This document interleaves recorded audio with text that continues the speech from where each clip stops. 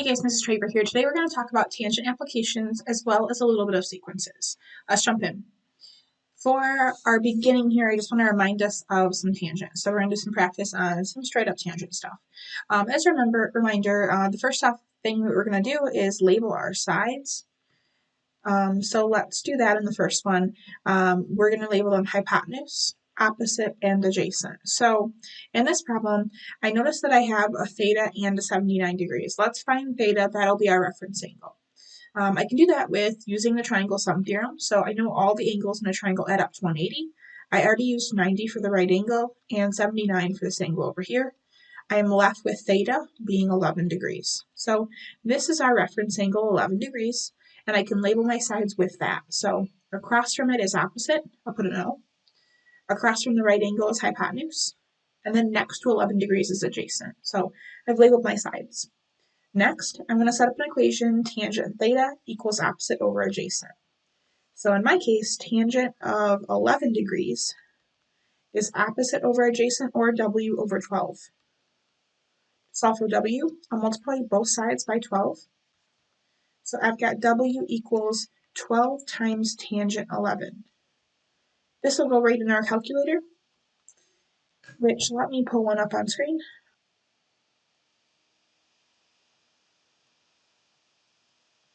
So here, I've got my calculator on screen, and I've got 12 tangent 11.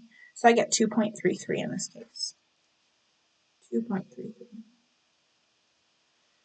On my next one, we're being asked to solve for theta. Let me make this big screen again. I don't know why that wrote that in blue. For this one, we're being asked to solve for theta, and there's no other variables here. So don't overthink this one, and actually we don't need tangent. Starting with 180, we can take away our 90 and our 22 to get theta by itself, and it'll be equal to 68 degrees in this case. So just watch out for ones where you are actually doing more work than needed if you use tangent. Here's 3 more for you to try. I'd like you to pause your screen now and do these on your own as a review of tangent. Let's jump in and see how these ones go. So for the first one, I've got an opposite and an adjacent side. So I've got tangent 38 equals x over 8. To solve, I'll multiply both sides by 8. And I'll have x equals 8 times tangent 38.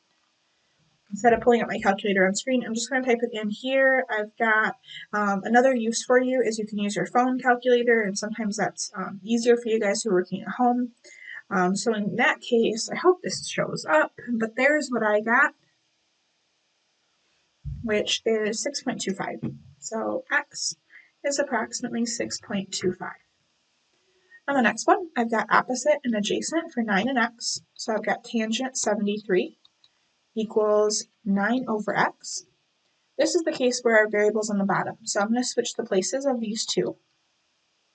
And I've got x equals 9 over tangent 73. Again, I'm going to use my phone as a calculator on this one to kind of demonstrate that. So I've got 9 over tangent 73. In this case, I get 2.75. So x is approximately 2.75. My last problem here, we could use solving tangent. We could use solving tangent. We could use with tangent. Wow. But there's actually an easier way. If you notice, this is a 45-degree angle, and this is a 90. So what's left for this angle is 45, meaning that these are congruent. If I have 2 congruent angles, that means I also have 2 congruent sides, because this is an isosceles triangle. Since I know that, I know x must be 14. So look out for shortcuts like that. One more tangent application for you is going back to a problem we've seen before, which is the Leaning Tower of Pisa. In this problem, we had a story that started off in the beginning of chapter 4 that talks about this angle down here being the angle of slant, and if it falls below 83 degrees, the whole tower will fall. So I can actually set up a right triangle for this when I do it to the side. We knew that it was 5 feet away from the base and 50 feet in the air, and we don't know this angle. If I use this as my reference angle, I've got opposite and adjacent, so I've got tangent of theta equals 50 over 5, or tangent theta equals 10. Now, at this point in our learning, we don't know how to solve for the angle. Later, though, we will figure that out in chapter 5. But at this point, I just wanted to mention that there's more to come with everything trigonometry we've seen so far. We've only worked on solving for tangent and using sides, but we can also use angles, and we can also use things called sine and cosine. All of this is to be seen in Chapter 5. So I just want to show you there's more to come. The other topic that we're going to look at today is something totally different from tangent, and that is sequences. So we're going to do 2 examples of arithmetic sequences and 2 of geometric sequences. Starting off with arithmetic sequences, these are sequences that are lists of numbers that either add or subtract each time. Notice this one, 4 to 7, 7 to 10, and 10 to 13 goes up by 3 each time. The number that it goes up by each time is called the common difference, and we use m for that. So m in this case is 3. N is the term number, so we've got term 1, term 2, term 3, and so on. And then lastly, B or A0, depending on which formula you use, is going to be the number that it is when it's at term 0. Not term 1, term 0. So our term 0 is this number right here in the sequence. It's not written for us. But I do know that it plus 3 is 4. Therefore, term 0 must be 1. So in our case, B is 1. We're going to use the top formula in this class. The second one is used more in Algebra 2. So let's plug what we have for T of n equals mn plus b. So m is 3, n stays n, plus 1 for b. Now, this looks a lot like y equals mx plus b because it is a lot like y equals mx plus b. Notice that's talking about slope when you're talking about the lines, and we talk about slope with tangent. So this kind of connects a little bit. Let's do one more. This next one goes 8, 4, 0, negative 4, which I notice goes down 4 each time.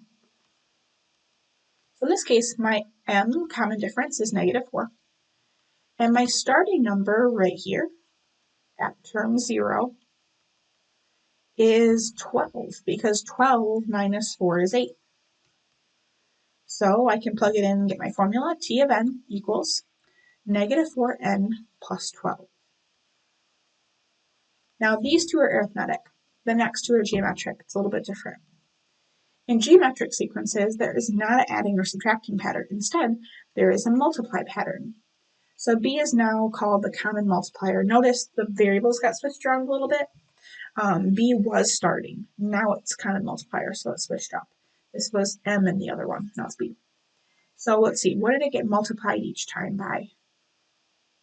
You said 3, you're right. So in this case, our common multiplier, b, is times 3.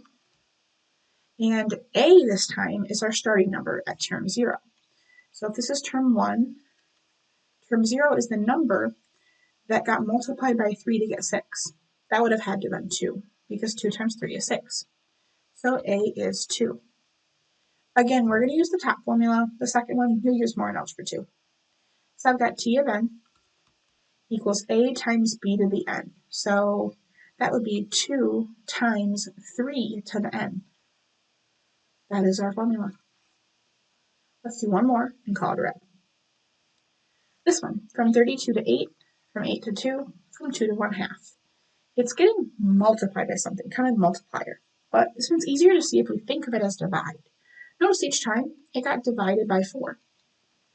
But we can't use divide, it has to be multiplied. So instead of saying divide by 4, I'm going to think of it as times 1/4.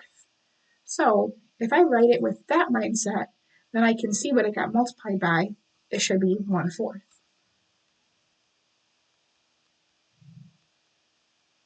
So b in this case is 1/4.